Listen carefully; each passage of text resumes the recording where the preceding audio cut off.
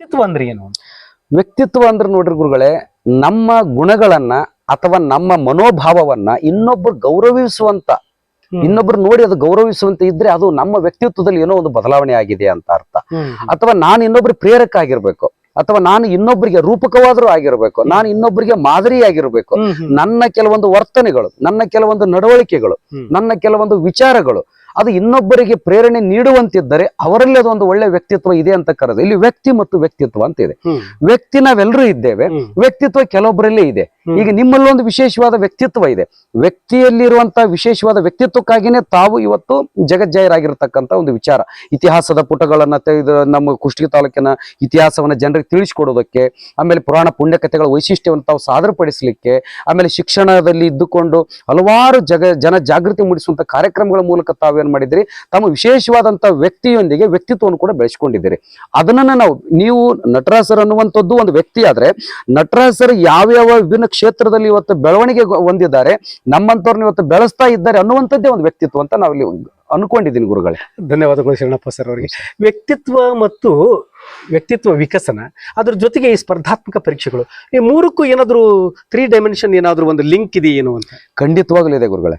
ಯಾಕಂತಂದ್ರೆ ಇಲ್ಲಿ ವ್ಯಕ್ತಿತ್ವ ಸ್ಪರ್ಧಾತ್ಮಕ ಜಗತ್ತು ಏನಿದೆ ಅಲ್ಲ, ಇದು ಒಂದಕ್ಕೊಂದು ಕೋರಿಲೇಟೆಡ್ ಇದ್ದಂಗೆ.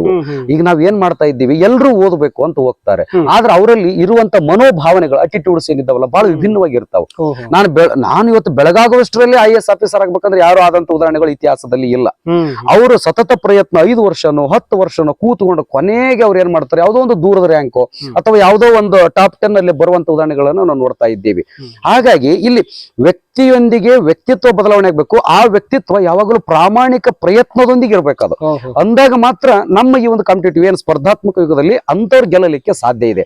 ಯಾಕಂತ ನನ್ನಂತ ಒಬ್ಬ, ತಾವೀಗಾಗಲೇ ಪ್ರಾರಂಭದಲ್ಲಿ ಹೇಳಿದ್ರೆ, ನನ್ನ ಇಡೀ ತಮ್ಮ ವೃತ್ತಿ ಜೀವನದೆಲ್ಲ ತಮ್ಗೆ ಗೊತ್ತಿರುವಂತದ್ದು, ಬಾಲ್ಯದಿಂದಲೂ ತಾವು ನೋಡ್ತಾ ಬಂದಿದ್ದೀರಿ. ಬಾಲ್ಯದಿಂದಲೂ ನಾನು ಒಂದು ಕನಸು ಕಂಡಿದ್ದೆ. ಅಟ್ಲೀಸ್ಟ್ ನನಗೇನು ದೊಡ್ಡ ಆಸೆ ಇರಲಿಲ್ಲ, ನಮ್ಮ ತಂದೆ ತಾಯಿಗಳನ್ನ ಸಾಕ್ಬೇಕು, ನಾವೊಂದು ಉತ್ತಮದ ಜೀವನ ಕಟ್ಕೊಳ್ಬೇಕಂತ. ಆದ್ರೆ ತಮ್ಮಂತರ ಪ್ರೇರಣೆಯಿಂದ KS ಅನ್ನ ಇವತ್ತು ಪ್ರಿಲಿಮ್ಸ್ ಮತ್ತು ಮೇನ್ಸ್ ಅನ್ನ ಪಾಸ್ ಮಾಡಿ ಇಂಟರ್ವ್ಯೂವರೆಗೂ ಹೋಗುವಂತ ಒಂದು ಅವಕಾಶ ಸಿಕ್ತು. ಇದು ಆಗಿರುವಂತದ್ದು ಒಂದು ಪ್ರಯತ್ನದಿಂದ ಅಂತ ಹೇಳ್ಬೋದೇ ವಿನ ಯಾವುದೇ ಸುಮ್ಮನೆ ನಾವು ಕಾಟಾಚಾರದಿಂದ ಒಂದು ತಿಂಗಳಲ್ಲಿ ಆಗಿರ್ತಕ್ಕಂಥ ಕೆಲಸ ಅಲ್ಲ ಅದು. ಆದ್ರೆ ಇದು ಇವತ್ತು ನಮ್ಮ ಯುವಕರಿಗೆ ಬೇಕಾಗಿದೆ.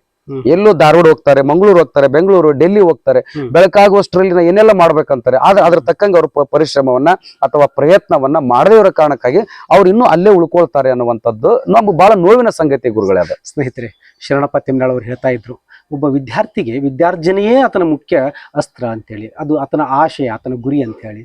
ಹೀಗಾಗಿ ವಿದ್ಯಾರ್ಥಿಗಳು ಆದಂಥವ್ರು ತಮ್ಮ ಬಾಲ್ಯದಿಂದಲೇ ಹಲವಾರು ಕನಸುಗಳನ್ನು ಕಾಣ್ತಾ ಬರ್ಬೇಕು. ಅವರು SSLC ಇಂದನೂ ಅವರು ಕನಸು ಕಾಣಬೇಕು, PUC ಹಂತದಲ್ಲಿ ಕನಸು ಕಾಣಬೇಕು, ಪದವಿ ಹಂತದಲ್ಲಿ ಆ ಕನಸನ್ನು ಪೂರೈಸಿಕೊಂಡೇ ಬಿಡಬೇಕು. ಅವರು ಹಾಗೆ ತಮ್ಮ ವ್ಯಕ್ತಿತ್ವವನ್ನು ರೂಪಿಸಿಕೊಂಡು ಬರಬೇಕು ಅಂತ ಈ ಸಂದರ್ಭದಲ್ಲಿ ಮಾತುಗಳನ್ನ ಆಡ್ತಾ, ಇದುವರೆಗೂ ನಮ್ಮ ಜೊತೆ ಶ್ರೀ ಶರಣಪ್ಪ ತಿಮ್ನಾಳ್ ಅವರು ಹಲವಾರು ವಿಚಾರಗಳನ್ನು, ಚಿಂತನೆಗಳನ್ನು ಮುಕ್ತವಾಗಿ ನಮ್ಮೊಟ್ಟಿಗೆ ಹಂಚಿಕೊಂಡ್ರು. ಹೀಗಾಗಿ ಅವರಿಗೆ ಅನಂತ ಧನ್ಯವಾದಗಳನ್ನ ಅರ್ಪಿಸೋದ್ರ ಜೊತೆಗೆ, ದಾಂಡೇಲಿಯ ಸಮರ್ಥ ರೆಸಾರ್ಟ್ನಲ್ಲಿ ನಾವು ಶರಣಪ್ಪ ಸರ್ ಇದ್ದೇವೆ.